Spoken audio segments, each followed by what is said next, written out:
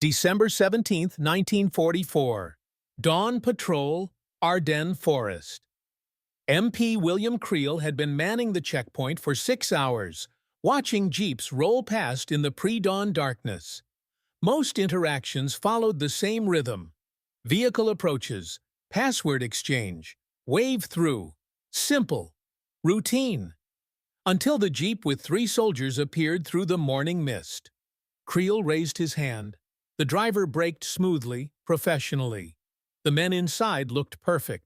Uniforms crisp, despite the winter campaign, weapons properly stowed, expressions relaxed.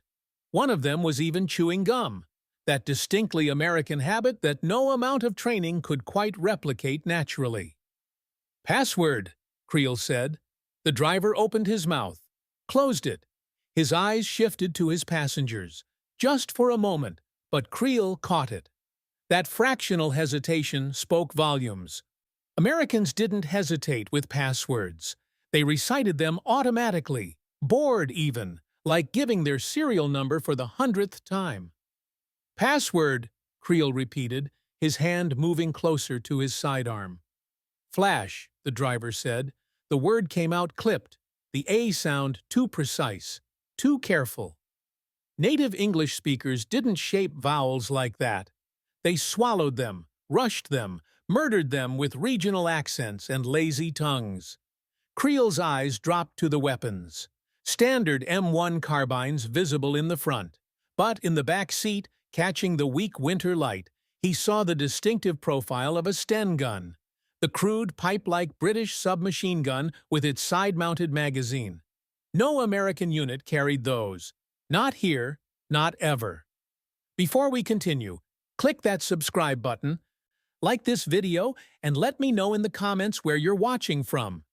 It brings me great joy knowing that these war stories and lessons get to people all over the world. Your support helps us bring more thrilling war stories, and trust me, you won't want to miss them.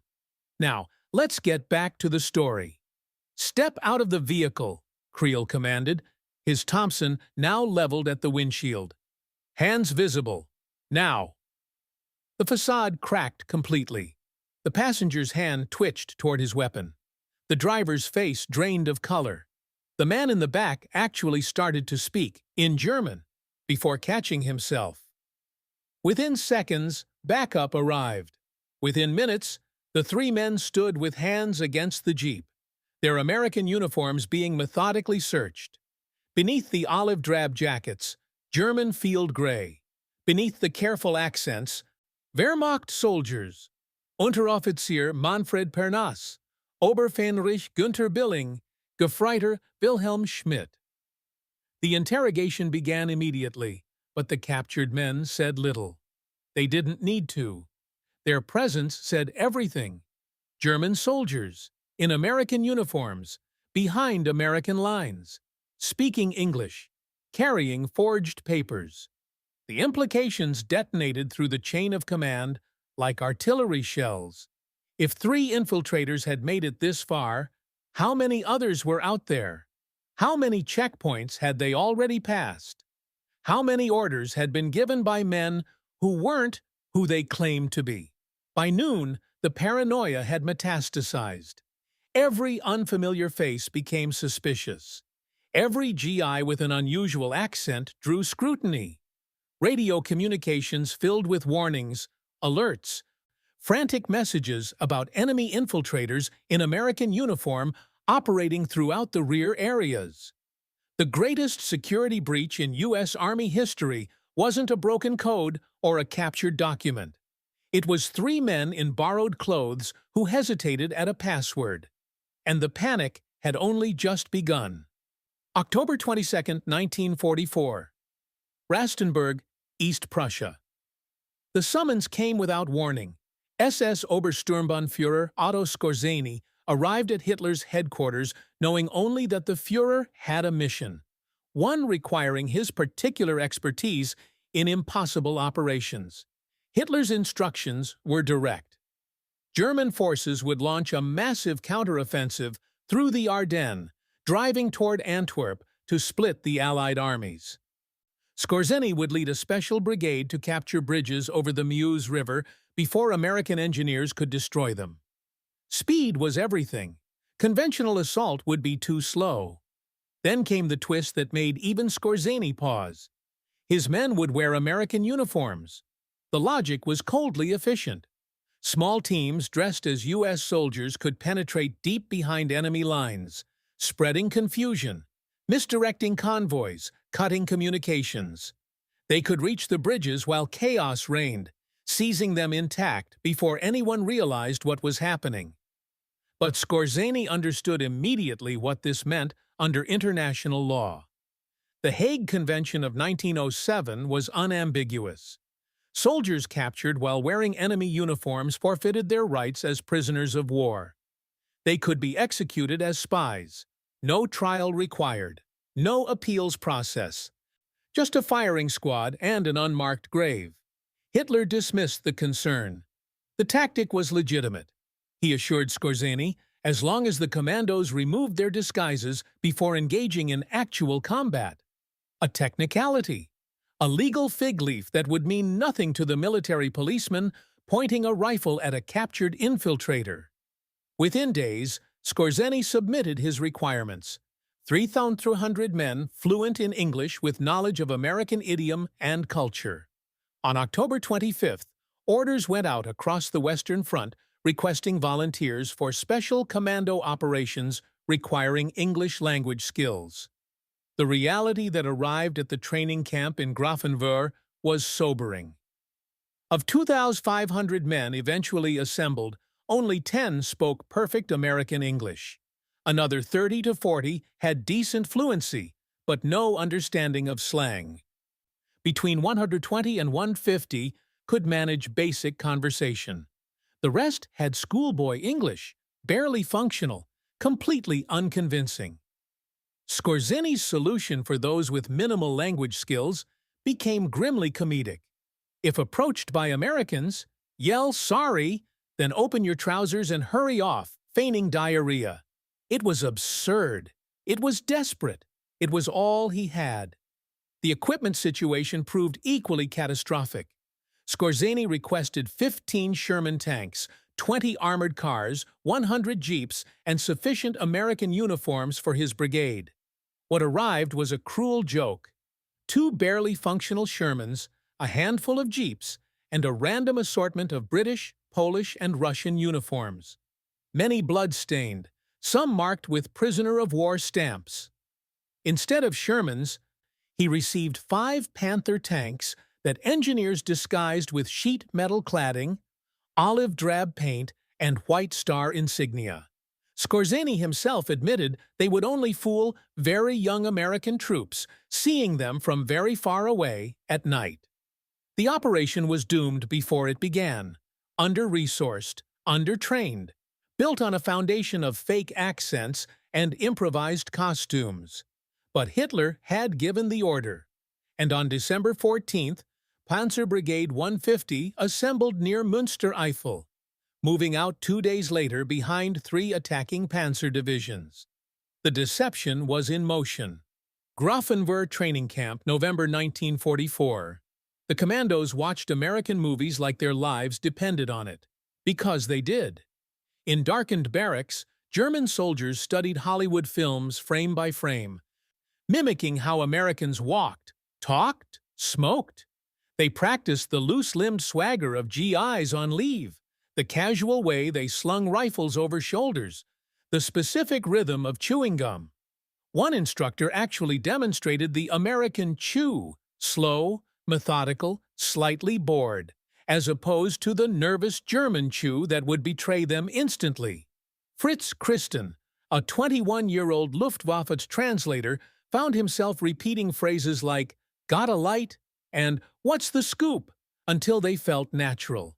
Except they never quite felt natural. The R sounds came out too hard, the vowels too clean. Speaking English felt like performing surgery, every word carefully extracted, examined, placed with precision. Nothing about Americans was precise. That was the problem. The training grew increasingly absurd. Commandos memorized baseball statistics. Ted Williams' batting average, the 1940 World Series winner. Cincinnati Reds, 7 games. They learned state capitals, popular songs, brand names. Who made Lucky Strike cigarettes? What's Betty Grable's husband's name? Where does Mickey Mouse live? The questions sounded ridiculous until you realized that failure meant a firing squad. Some men were sent to POW camps at Kustrin and Limburg to practice conversations with captured Americans, absorbing slang and mannerisms. Others studied organizational charts of U.S. Army units, learning ranks, insignia, the subtle differences between divisions. A sergeant wore 3 stripes. A tech sergeant wore 3 stripes with 2 rockers. Miss that detail, and you're dead. The mission profiles divided into 3 categories, each more dangerous than the last. Demolition squads, 5 to 6 men, would destroy bridges, ammunition dumps, fuel depots.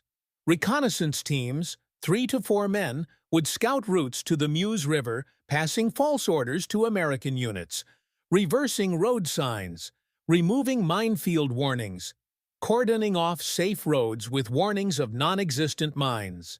Lead commando units would work directly with attacking German forces, cutting telephone lines, destroying radio stations, issuing contradictory orders to create maximum chaos. All of it depended on not being caught, for identification by their own troops. Because getting shot by Germans was as likely as getting shot by Americans, they developed signals, small yellow triangles on vehicles, specific gun positions on tanks, colored scarves hidden beneath uniforms. Split-second recognition markers that might mean nothing in actual combat conditions. The timeline was impossible. Weeks to master what should take months. Language, culture, military procedure, tactical operations, compressed into a crash course taught by instructors who had never been to America, based on movies and prisoner interviews. On December 14th, the commandos assembled near Münster-Eifel, their American uniforms fitting imperfectly, their accents rehearsed but fragile, their confidence forced. They moved out on December 16th, slipping into the chaos behind 3 panzer divisions. Some carried photographs of American families, stolen from corpses, as props for their false identities. Others carried cyanide capsules, just in case the baseball questions didn't go well. December 16, 1944. 5:30 a.m. The Ardennes Forest. The forest exploded. More than 200,000 German troops surged forward through pre-dawn darkness, supported by over 1,000 artillery pieces that turned the Belgian countryside into a hellscape of fire and steel. American positions, thinly held, resting after months of combat, disintegrated under the initial onslaught. Entire units were overrun before they understood what was happening. Complete surprise, total chaos, exactly the conditions Skorzeny's infiltrators needed. As panzer divisions punched through collapsing American lines, the disguised commandos slipped into the maelstrom. Teams of 3 and 4 men in American jeeps navigated through the confusion, moving against the tide of retreating soldiers, blending into the panicked rear areas where nobody had time to ask questions. Some missions succeeded brilliantly. One team reversed road signs at a critical intersection, sending an entire American convoy, trucks loaded with ammunition and reinforcements, driving directly into German lines. Another team cut telephone wires connecting regimental headquarters, creating communication blackouts that lasted hours. A third group cordoned off a perfectly safe road with warnings of mines and booby traps, forcing traffic onto a single route that became hopelessly jammed. False orders circulated. A captain who didn't exist told a company to withdraw. A major nobody had heard of redirected military police away from a bridge. Radio messages contradicted written orders. Confusion compounded confusion. For approximately 18 hours, Operation Greif seemed to be working. Then reality caught up with the plan. The entire deception hinged on one critical factor. Obersturmbannführer Joachim Peiper's 1st SS Panzer Division had to break through quickly and deeply, creating a corridor of chaos through which Skorzeny's disguised forces could race toward the Meuse bridges. Peiper's spearhead didn't break through. His panzers hit stronger resistance than expected. American engineers demolished bridges before he could capture them. Fuel shortages slowed his advance. Roads became bottlenecks. Narrow forest tracks jammed with vehicles, unable to maneuver, vulnerable to counterattack. By December 17th, Peiper's momentum had stalled completely. Without that rapid breakthrough, Skorzeny's infiltrators were stranded, isolated teams operating behind increasingly alert enemy lines, with no conventional forces to support them and nowhere to go. The commandos found themselves in a nightmare scenario. Too deep to retreat, too exposed to advance, wearing enemy uniforms in an army that now knew they existed. Because on the morning of December 17th, 3 men in an American Jeep had hesitated at a checkpoint, and their capture changed everything. American MPs began stopping every vehicle. Passwords became insufficient. Accents drew suspicion. Questions multiplied. About units, about commanders, about things that had nothing to do with military operations. Where are you from? What's your hometown? Who won the World Series? The infiltrators' carefully rehearsed cover stories crumbled under cultural interrogation they hadn't prepared for. One by one, teams were exposed, captured. Some tried to fight their way out and were killed. Others surrendered, knowing what awaited them. The operation was unraveling in real time, not from tactical failure, but from something far simpler. They could fake the uniforms. They couldn't fake being American. December 17th, 20th, 1944. Behind Allied lines. The interrogation started reasonably enough. Military police stopped vehicles, checked papers, asked about units and destinations. Standard procedure. But within hours, standard wasn't enough anymore. Papers could be forged, uniforms could be stolen, accents could be practiced. So the questions changed. Who won the 1943 World Series? A colonel, an actual American colonel with 20 years of service, froze. He didn't follow baseball. Never had. The MP's rifle came up. It took 3 other officers to vouch for him before he was allowed to proceed. At another checkpoint, what's the capital of Illinois? Chicago, said a staff sergeant from Boston. Wrong. It's Springfield. The sergeant spent 2 hours under guard while his identity was verified through 3 levels of command. The absurdity escalated into madness. MPs demanded players' names from football teams, state flowers, the ingredients in a Coca-Cola. Who's married to Rita Hayworth? What river runs through Pittsburgh? Sing the second verse of the Star-Spangled Banner. Nobody knew the second verse. That became suspicious too. Checkpoints transformed into game shows where wrong answers meant detention at gunpoint. Traffic ground to a halt for miles. Convoys carrying desperately needed reinforcements sat idle, while drivers were interrogated about Betty Grable's legs and the price of a Hershey bar. Then the paranoia reached the top. General Omar Bradley was stopped by an MP who didn't recognize him. The questions came rapid fire. Who's the guard on the Bears? What's the capital of Kansas? Bradley knew football, got that right, but he said the Kansas capital was Topeka, when the nervous MP believed it was Kansas City. Bradley, commanding general of the 12th Army Group, was detained for several minutes while his identity was confirmed. But nothing compared to what happened to Eisenhower. Supreme commander of Allied forces in Europe, the man who planned D-Day, found himself a prisoner in his own headquarters. Security confined him to his office in Versailles, surrounded by guards, forbidden from moving freely. Every entrance was locked. Every window watched. His movements were restricted for days. Intelligence reports claimed German infiltrators had been specifically ordered to assassinate him. The reports were likely exaggerated, possibly fabricated. Didn't matter. Eisenhower stayed locked down, fuming, while his army tore itself apart with suspicion. Generals challenged each other with pop culture trivia. Colonels were stopped at gunpoint by privates. A British liaison officer with a perfect Oxford accent was nearly shot because he couldn't name the Chicago Cubs shortstop. The mathematics were brutal. Skorzeny had perhaps 150 infiltrators actually operating behind American lines.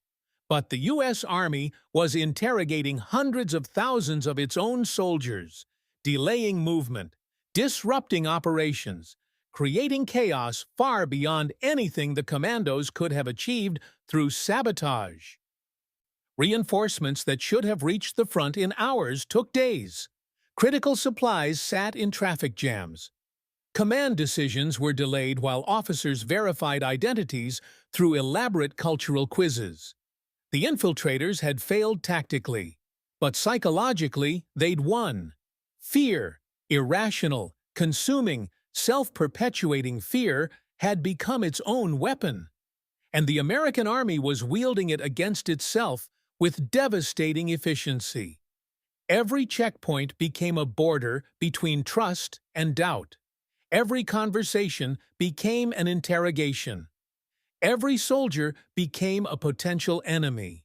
And somewhere in the frozen Ardennes, the real battle was being lost, while America played 20 questions with itself. December 1944, January 1945. Various locations. The captured infiltrators knew what was coming. 23 German commandos were caught wearing American uniforms behind Allied lines. The Hague Convention was clear, unambiguous, merciless. Soldiers engaging in warfare while wearing enemy uniforms forfeited their rights as prisoners of war. They could be tried and executed as spies, not might be, could be, and in the chaos of the Battle of the Bulge, with American casualties mounting and nerves shattered, there was never any question about which option would be chosen. The trials were swift. Military tribunals convened under combat conditions. No lengthy deliberations, no appeals process, no time for nuance. The evidence was simple. Were you captured wearing an American uniform? Yes. Were you a German soldier? Yes. Guilty. 17 men were sentenced to death. The first 3, Unteroffizier Manfred Pernas, Oberfähnrich Günther Billing, Gefreiter Wilhelm Schmidt, the same men captured at Kriel's checkpoint, faced a firing squad on December 23 near Henri-Chapelle, Belgium. They were given time to write final letters. Military chaplains offered last rites. They were permitted to smoke. Then they were led to a wall, blindfolded, and shot. Standard military procedure. Clean. Official. Legal under international law. But legal doesn't mean simple. The commandos had been following orders. Orders from the highest levels of German command. They'd been told the mission was legitimate as long as they didn't engage in combat while wearing disguises. Many had never fired a shot before capture. Some had simply been caught driving jeeps, reversing road signs, trying to complete reconnaissance missions. Was that espionage? Or was it warfare? The distinction mattered in theory. In practice, with the battle still raging and American soldiers dying by the thousands, the distinction evaporated. More executions followed through January. Each one followed the same ritual: tribunal, verdict, firing squad. The men died professionally. No begging, no breakdowns. They'd known the risks when they volunteered. Skorzeny himself had warned them. The Hague Convention had warned them. They died anyway. 6 infiltrators were spared, deemed to have engaged only in reconnaissance without wearing disguises during actual combat operations. The legal technicality Hitler had promised actually saved a handful of lives. The rest weren't so fortunate. American soldiers who carried out the executions didn't celebrate. There was no satisfaction in killing men who'd been following orders. Wearing borrowed uniforms, carrying out missions they'd been told were legal. But there was also no hesitation. War had rules. The infiltrators had broken them. Consequences followed. Cold, bureaucratic, final.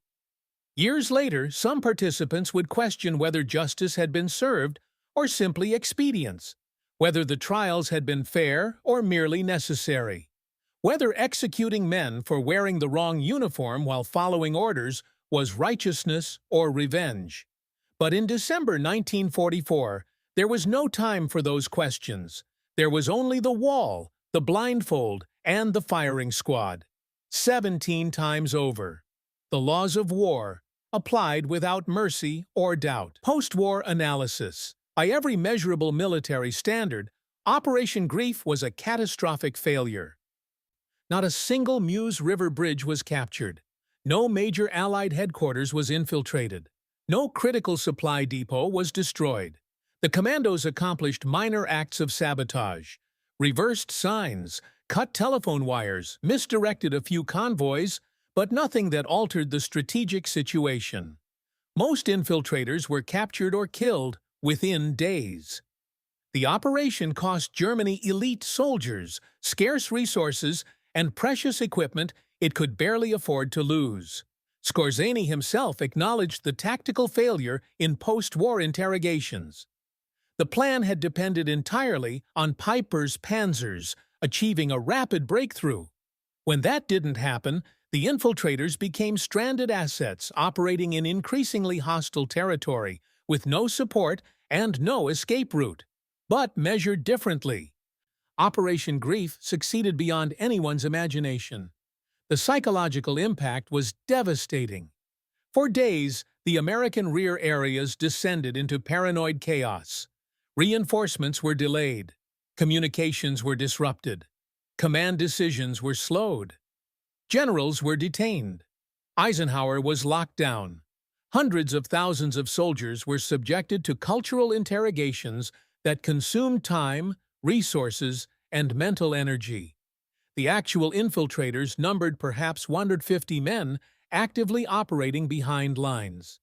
But the fear they generated paralyzed an army of millions. The ratio of cause to effect was staggering. A handful of commandos in stolen uniforms created disruption far exceeding what conventional sabotage could have achieved. The operation had failed tactically, but weaponized fear itself. The legal aftermath proved equally complex. Otto Skorzeny was captured in 1945 and tried at Dachau in 1947 for ordering his men to fight in enemy uniforms. The prosecution seemed straightforward. He'd commanded Operation Greif. His men had worn American uniforms. 17 had been executed for it. But Skorzeny's defense changed military law. His attorneys argued that wearing enemy uniforms for infiltration and deception was legitimate ruse de guerre, an accepted practice throughout military history. The crime wasn't the disguise itself, but engaging in combat while wearing that disguise. Skorzeny's men had been ordered to remove American uniforms before fighting. Some had been captured before reaching that point. Others had failed to comply, but that was individual decision, not command policy. The tribunal agreed. Skorzeny was acquitted. The verdict established precedent that shaped special operations doctrine for decades. Deception through disguise is permissible. Combat in enemy uniform is not. The line between legitimate ruse and war crime was clarified, though 17 executed German soldiers might have appreciated that clarity arriving earlier. Operation Greif entered military history as a paradox, a mission that failed completely, yet succeeded profoundly. It demonstrated that special operations couldn't compensate for conventional force failures, but also proved that psychological warfare could be more disruptive than conventional sabotage. The infiltrators never captured a bridge, but they captured something more valuable. the American Army's sense of certainty about who was friend and who was enemy. And that uncertainty, however briefly, changed how a war was fought. The lesson that endured. Operation Greif revealed something profound about the nature of modern warfare. The most vulnerable target isn't infrastructure or supply lines, it's identity itself. The German infiltrators could replicate uniforms, weapons, vehicles, even accents. They studied military procedures, memorized organizational charts, practiced American mannerisms until they could pass casual inspection. But they couldn't replicate childhood. They couldn't fake memories of sandlot baseball games, small-town geography, the specific rhythm of American life that every actual GI carried unconsciously. When military credentials became unreliable, culture became the ultimate authentication system. Who won the 1940 World Series? Wasn't a military question. It was an existential one. The answer, Cincinnati Reds, 7 games, mattered less than the way it was delivered. Did you hesitate? Did you have to think? Or did the answer come automatically, pulled from memory like your own name? That distinction between studied knowledge and lived experience became the difference between proceeding through a checkpoint and facing a firing squad. The operation exposed the fundamental limits of special operations. Tactical brilliance cannot compensate for strategic failure. Skorzeny's commandos were superbly trained, audaciously deployed, and individually effective. But without Piper's breakthrough, without the rapid advance of conventional forces, they were isolated assets with nowhere to go and no way to achieve their objectives. Yet simultaneously, the operation demonstrated the terrifying potential of psychological warfare. 150 infiltrators created disruption equivalent to divisions of conventional troops, not through destruction, but through doubt. They didn't need to capture bridges if they could convince an entire army to stop moving and interrogate itself. Fear became a weapon more powerful than explosives. The paranoia outlasted the actual threat by days. Even after most infiltrators were captured or killed, the interrogations continued. The checkpoints remained. The suspicion lingered.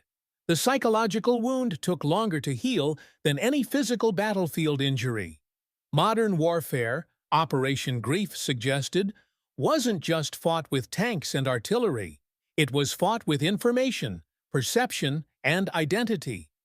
The side that could manipulate those intangibles could achieve effects far beyond what conventional force could deliver. But there was a darker lesson, too. That same fear, improperly managed, could become self-destructive. The American Army's response to the infiltration threat was proportionally far more damaging than the infiltration itself. Paranoia became its own form of sabotage. 70 years later, the questions remain relevant. In an age of deepfakes, misinformation, and digital identity manipulation, Operation Greif feels less like history and more like prophecy. The tools have changed. The vulnerability hasn't, because at the end of every elaborate deception, there's still a checkpoint, a moment of verification, a question that separates authentic from counterfeit. And sometimes, improbably, that question is about baseball. The infiltrators could study America, but they couldn't become it. And in that gap, between imitation and identity, an entire operation collapsed. One hesitation, one wrong answer, one baseball question. That's all it took.